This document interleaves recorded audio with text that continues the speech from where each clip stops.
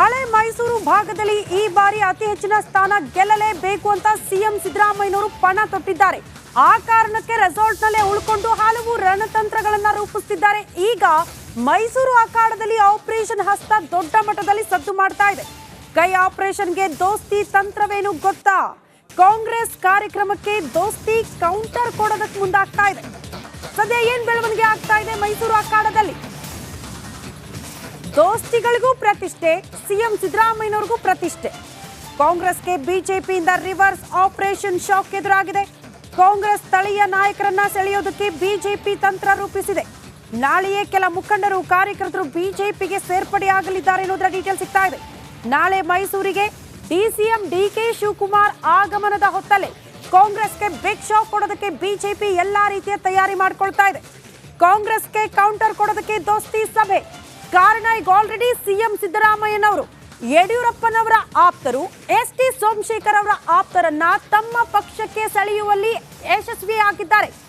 ಯಡಿಯೂರಪ್ಪನವರ ಆಪ್ತ ಸದಾನಂದ ಅವರು ಕೂಡ ಬಿಜೆಪಿ ತೊರೆದು ಕಾಂಗ್ರೆಸ್ ಸೇರೋದು ನಿಶ್ಚಿತ ಅಂತ ಹೇಳಲಾಗ್ತಾ ಇದೆ. ಈ ಸಂದರ್ಭದಲ್ಲಿ ಈಗ ಬಿಜೆಪಿ ಪಾಳ್ಯದಲ್ಲೂ ಕೂಡ ಕಾಂಗ್ರೆಸ್ನ ಈ ಆಪರೇಷನ್ ಹಸ್ತಕ್ಕೆ ಕೌಂಟರ್ ಅಟ್ಯಾಕ್ ಅನ್ನೋ ರೀತಿಯಲ್ಲಿ ಮೈಸೂರು ಭಾಗದಲ್ಲಿ ಕಾಂಗ್ರೆಸ್ನ ಕೆಲ ಕಾರ್ಯಕರ್ತರನ್ನ ತಮ್ಮ ಪಕ್ಷಕ್ಕೆ ಸೇರ್ಪಡೆ ಮಾಡಿಕೊಳ್ಳಲಿದ್ದಾರೆ. ನೋಡಿ, ನಾಳೆ ಡಿಸಿಎಂ ಡಿಕೆ ಶಿವಕುಮಾರ್ ಅವರು ಬರ್ತಾರೆ ಅಂದ್ರೆ ಒಂದಷ್ಟು ಲೆಕ್ಕಾಚಾರಗಳು ಇತ್ತು. ಒಕ್ಕಲಿಗ ಪ್ಲಸ್ ಅಹಿಂದ ಮತಗಳನ್ನ ಸೆಳೆಯುವಂತ ಪ್ಲಾನ್ ಇತ್ತು. ಬಟ್ ಈ ಸಂದರ್ಭದಲ್ಲಿ ಬಿಗ್ ಶಾಕ್ ಎದುರಾಗ್ತಾ ಇದೆ ಕಾಂಗ್ರೆಸ್ ಪಾಳೆಯಕ್ಕೆ.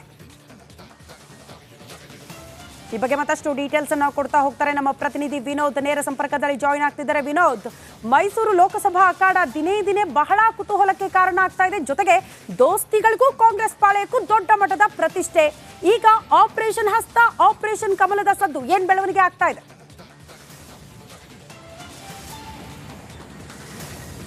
ಶ್ರುತಿ, ಸಿಎಂ ಸಿದ್ದರಾಮಯ್ಯವರು ಕಳೆದ 2 ಲೋಕಸಭಾ ಚುನಾವಣೆಗೆ ಹೋಲಿಸ್ಕೊಂಡ್ರೆ ಈ ಒಂದು ಚುನಾವಣೆಯೆಲ್ಲ ಅತ್ಯಂತ ಪ್ರತಿಷ್ಠೆಯಾಗಿ ತೆಗೆದುಕೊಂಡಿದ್ದಾರೆ. ಈ ಒಂದು ಚುನಾವಣೆಯೆಲ್ಲ ಮೈಸೂರು ಲೋಕಸಭಾ ಚುನಾವಣೆ ಶತಾಯಗತಾಯ ಗೆಲ್ಲೇಬೇಕು ಅಂತೇಳಿ ಸಾಕಷ್ಟು ರಣತಂತ್ರ ನಡೀತಾ ಇದ್ದಾರೆ. ಇದರ ಭಾಗವಾಗಿ ಈಗಾಗಲೇ ಮೈಸೂರು ಮತ್ತು ಚಾಮರಾಜನಗರ ಲೋಕಸಭಾ ವ್ಯಾಪ್ತಿಯಲ್ಲಿ ಬರುವಂತಹ ಕಾಂಗ್ರೆಸ್ ಮತ್ತು ಬಿಜೆಪಿ ಮತ್ತು JDS ಮುಖಂಡರ ಈಗಾಗಲೇ ಪಕ್ಷಕ್ಕೆ ಸೆಳೆಯುವಲ್ಲಿ ಯಶಸ್ವಿಯಾಗಿದ್ದಾರೆ. ಇದಕ್ಕೆ ಕೌಂಟರ್ ಅಟ್ಯಾಕ್ ಅಲ್ಲೂ ಕೂಡ ಈಗಾಗಲೇ ಬಿಜೆಪಿ ಕೂಡ ಮಾಡಿಕೊಂಡಿದೆ. ಈಗಾಗಲೇ ಕಾಂಗ್ರೆಸ್ನಲ್ಲಿರುವಂತಹ ಅಸಮಾಧಾನಿತರನ್ನ ಈಗಾಗಲೇ ಬಿಜೆಪಿ ನಾಯಕರು ಕೂಡ ಸಂಪರ್ಕವನ್ನು ಮಾಡಿದ್ದಾರೆ. ಎಸ್ಪೆಷಲಿ KR ಕ್ಷೇತ್ರ ಇರ್ಬೋದು, ನರಸಿಂಹರಾಜ ಕ್ಷೇತ್ರ ಇರ್ಬೋದು, ಚಾಮರಾಜ ಕ್ಷೇತ್ರ ಇರ್ಬೋದು, ಈ ಕ್ಷೇತ್ರಗಳಲ್ಲಿರುವಂತಹ ಅಸಮಾಧಾನಿತರನ್ನ ಈಗಾಗಲೇ ಬಿಜೆಪಿ ಸಂಪರ್ಕವನ್ನು ಮಾಡಿದೆ. ನಾಳೆ ಬಹಳ ಪ್ರಮುಖವಾಗಿ BY ವಿಜಯೇಂದ್ರ ಅವರು ಕೂಡ ಮೈಸೂರಿಗೆ ಆಗಮಿಸ್ತಾ ಇದ್ದಾರೆ. HD ಕುಮಾರಸ್ವಾಮಿ ಜೊತೆಗೆ ಖಾಸಗಿ ಹೋಟೆಲ್ನಲ್ಲಿ ಕೋರ್ ಕಮಿಟಿ ಸಭೆ ನಡೆಸ್ತಾ ಇದ್ದಾರೆ. ಈ ಒಂದು ಸಭೆಯ ನಂತರದ ನಡೆಯುವಂತಹ ಬೃಹತ್ ಸಮಾವೇಶದಲ್ಲಿ ಕೆಲ ಕಾರ್ಯಕರ್ತರು ಮುಖಂಡರನ್ನು ಕೂಡ ಈಗಾಗಲೇ ಸಂಪರ್ಕ ಮಾಡಿರುವಂತಹ ಕಾಂಗ್ರೆಸ್ ಮತ್ತು JDS ಈಗಾಗಲೇ ಒಂದು ಆಪರೇಷನ್ಗೆ ಕೌಂಟ್ರು ಆಪರೇಷನ್ ಕೂಡ ಈಗಾಗಲೇ ಬಿಜೆಪಿ ಮಾಡ್ತಾ ಇರುವಂಥದ್ದು.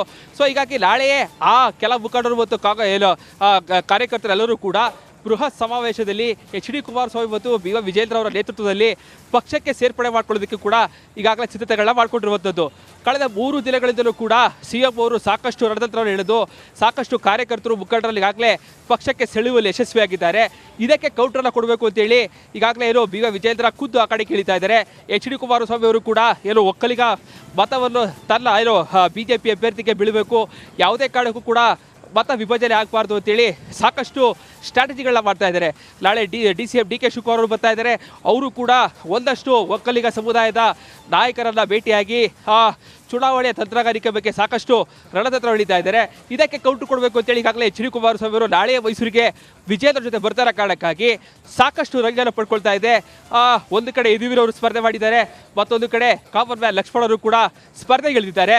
ಲಕ್ಷ್ಮಣ್ ಅವರನ್ನ ಶತಾಯಗತಾಯ ಗೆಲ್ಲಿಸಲೇಬೇಕು ಅಂತೇಳಿ ಕಾಂಗ್ರೆಸ್ ಈಗಾಗಲೇ ಖುದ್ದು ಸಿಎಂ ಅವರೇ 4 ದಿನಗಳಿಂದಲೂ ಕೂಡ ಈಗಾಗಲೇ ಇವತ್ತು ನಾಳೆ ನಾಳಿದ್ದು ಇನ್ನೂ 2 ದಿನಗಳ ಕಾಲ ಮೈಸೂರಲ್ಲೇ ವಾಸ ಹೂಡ್ತಾರೆ. ಸೊ ಹೀಗಾಗಿ ಪ್ರತಿ ಕ್ಷೇತ್ರದ ನಾಡಿ ಮಿಡಿತವನ್ನು ಅವರು ಹರಿತಿದ್ದಾರೆ. ಯಾವ್ಯಾವ ಕ್ಷೇತ್ರಗಳಲ್ಲಿ ಯಾವ್ಯಾವ ಅಭ್ಯರ್ಥಿಗಳನ್ನ ಯಾವ್ಯಾವ ಸಮುದಾಯದ ನಾಯಕರನ್ನ ಸೆಳೆದ್ರೆ ಪಕ್ಷಕ್ಕೆ ಅನುಕೂಲ ಆಗುತ್ತೆ. ಸೊ ಹೀಗಾಗಿ ದೊಡ್ಡ ದೊಡ್ಡ ನಾಯಕರು ಅಂತ ಹೇಳಿದವರು ಕೂಡ ಪ್ರತಿಯೊಬ್ಬರನ್ನ ಪಕ್ಷಕ್ಕೆ ಸೇರಿಸಿಕೊಳ್ಳಲಿ ಯಶಸ್ವಿ ಕೂಡ ಆಗ್ತಾ ಇದ್ದಾರೆ. ಒಂದು ಕಡೆ ಸಾಕಷ್ಟು ರಂಗು ಪಡ್ಕೊಳ್ತಾ ಇದೆ. ಕುತೂಹಲ ಹೊತ್ತು ಮೂಡ್ತಾ ಇರುವಂಥದ್ದು. ಶ್ರುತಿ. ಓಕೆ ವಿನೋದ್, ಧನ್ಯವಾದಗಳು ತಮ್ಮೆಲ್ಲ ಮಾಹಿತಿಗೆ. ಒಟ್ಟಿನಲ್ಲಿ ಕಾಂಗ್ರೆಸ್ ಪಾಳ್ಯದಲ್ಲಿ ಒಕ್ಕಲಿಗ ಪ್ಲಸ್ ಅಹಿಂದ ಮತಗಳು ಜೊತೆಗೆ ಬ್ರಾಹ್ಮಣ ಲಿಂಗಾಯತ ಮತಗಳನ್ನ ಸೆಳೆಯುವಂತಹ ಪ್ಲಾನ್. ಆ ಕಾರಣಕ್ಕೆ ಲಿಂಗಾಯತರ ಮತಗಳೇ ಅಲ್ಲಿ ಅತಿ ಹೆಚ್ಚಾಗಿರೋದ್ರಿಂದ ಯಡಿಯೂರಪ್ಪನವರ ಆಪ್ತ ಸದಾನಂದ ಅವರನ್ನ ಕಾಂಗ್ರೆಸ್ ಪಕ್ಷಕ್ಕೆ ಬರಮಾಡಿಕೊಳ್ಳುವ ಮೂಲಕ ಆ ಮತಗಳ ಮೇಲೆ ಕಣ್ಣಿಟ್ಟು